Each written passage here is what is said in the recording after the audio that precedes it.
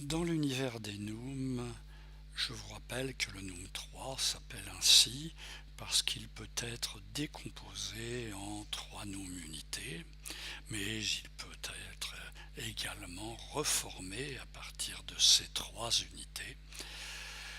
Il s'appelle également ainsi parce qu'il contient 3 unités qui sont révélées lorsqu'on met le Noum 3 derrière le scanner.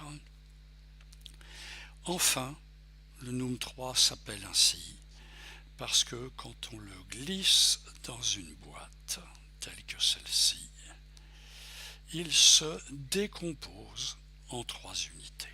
Et ces 3 unités vont tomber au fond de la boîte. Je le fais. Voilà. On est donc face à un univers complètement cohérent.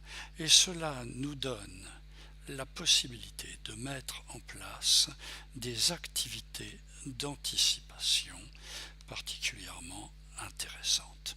De manière générale, dans la méthode, il n'y a pas une seule séquence sans sa situation d'anticipation. Anticiper le résultat d'une action qu'on n'a pas encore, qu'on va réaliser, et puis réaliser l'action pour valider cette anticipation.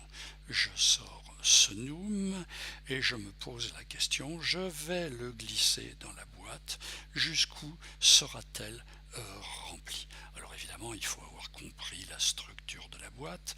Elle est constituée de 2 compartiments de 5 cases. 5 cases. À chaque fois, il y a 2 cases.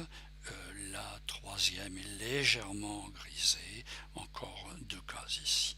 La 8e de la même est légèrement grisée. Le Noum, ce Noum, c'est le grand Noum qui a 3 yeux, c'est donc 5 plus 3, 8. La boîte, quand je vais le glisser dans la boîte, il va se décomposer en Noum unités.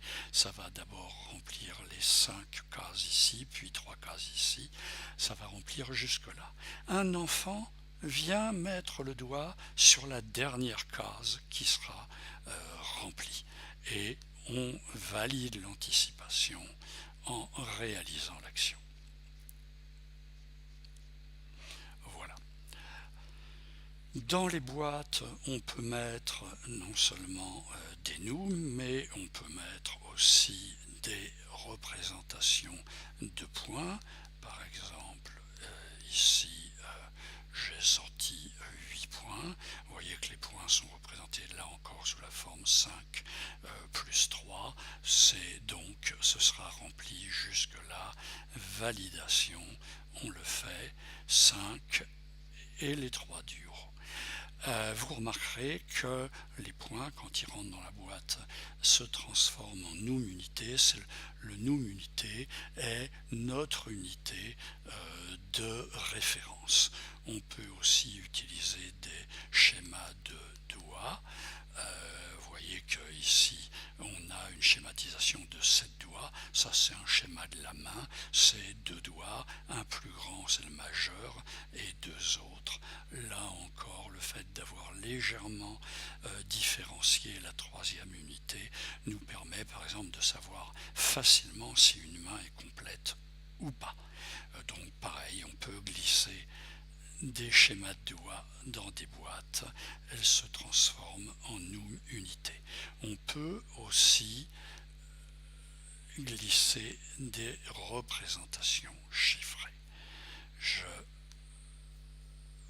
vais par exemple mettre 9, je veux aller jusqu'à 10. 10. Évidemment, la boîte sera remplie.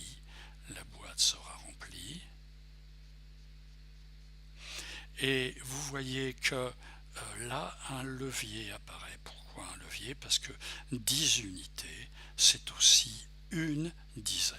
Et le chiffre 1 apparaît sur fond noir, ce qui nous rappelle le Noum 10. Et c'est évidemment réversible, on peut à loisir voir les 10 unités ou s'imaginer le groupe de 10 unités, c'est-à-dire la dizaine. La boîte que je vous ai présentée n'est pas la seule. On dispose d'une autre boîte qui se remplit différemment.